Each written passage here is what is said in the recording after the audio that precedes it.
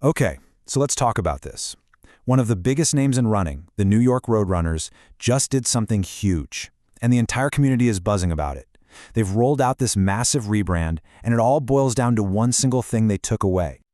Now, to really get why this is such a big deal, you gotta remember who we're talking about here. NYRR. I mean, this is the powerhouse nonprofit behind the TCS New York City Marathon. And look, this isn't just any race. We're talking about the largest marathon on the entire planet. Last year alone, they had a record-breaking 59,226 finishers. Just think about that number. And that's the organization that just did something, well, kind of incredible.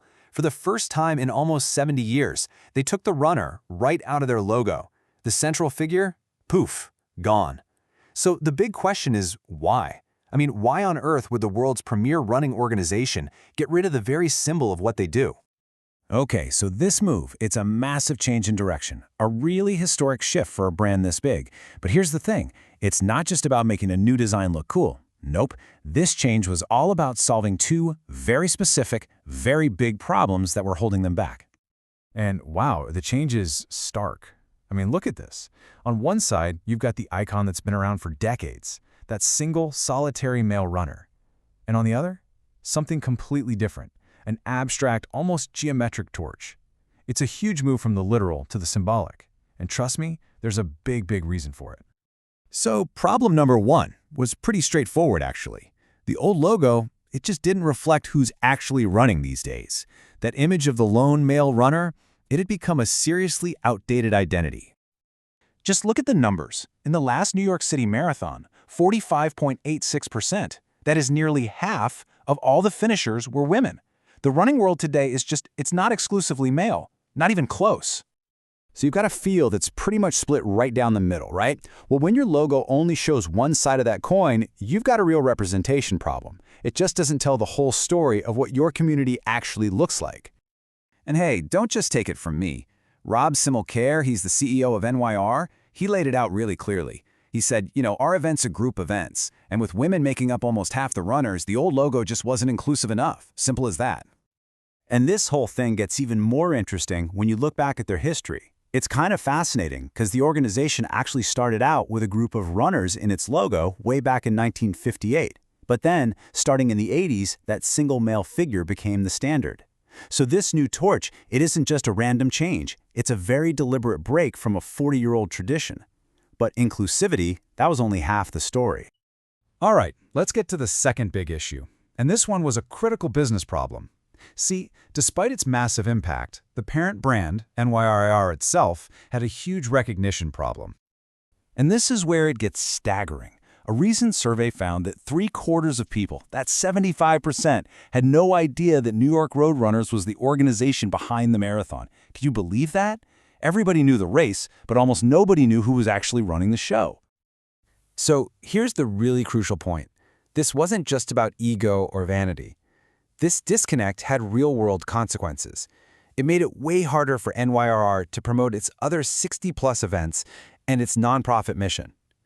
It basically watered down the power of a brand that has a nearly $1 billion impact on New York City every single year.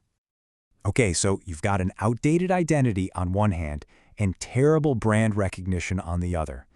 NYR needed a powerful new solution. And their answer was the torch. What you're looking at is an abstract take on the Statue of Liberty's torch. And this is really clever, right? Because it instantly ties the brand to New York City. But it also taps into a symbol that has these deep, historic roots in the world of running. The strategy here is brilliant. It's got layers. First, it's an unmistakable nod to New York, obviously. Second, the torch is this universal symbol of running. Think the Olympics. And third, and this is the most important part, because it's an object instead of a person, it becomes this open invitation for absolutely everyone. Doesn't matter your age, your ability, your background, you can see yourself in it. The logo's designer, Sagi Hiviv, and his firm is the same one that designed the US Open logo, by the way. He basically confirmed this was the plan. He said the whole point was to create something that felt more engaging, something that would pull more people into the brand's world. And it's not just the logo either. The change in their tagline tells the exact same story. They're moving away from Run for Life, which kind of speaks to those really dedicated hardcore runners, right?